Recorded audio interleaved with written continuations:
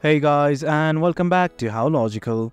In this tutorial, we're gonna look at how to add delivery instructions on your Amazon account. Now let's begin. Well, as you can see, I have already logged into my account. In case you have not, do log in. It is quite easy. If you don't know how to log in, we have created a video regarding that as well. Now let's simply move to the topic. I'm just gonna select an item from right here. What you guys can do is either add to cart or buy now. I'm gonna show you guys step by step.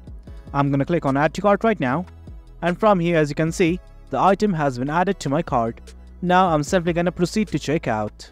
Well, once you're in this page, you can see something like this.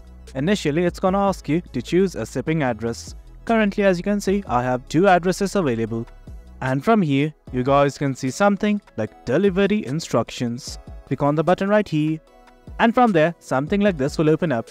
From here, you can add multiple instructions like where should we leave your packages at this address.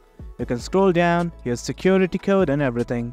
In case you want to add more instructions, simply click on this button that says add more instructions.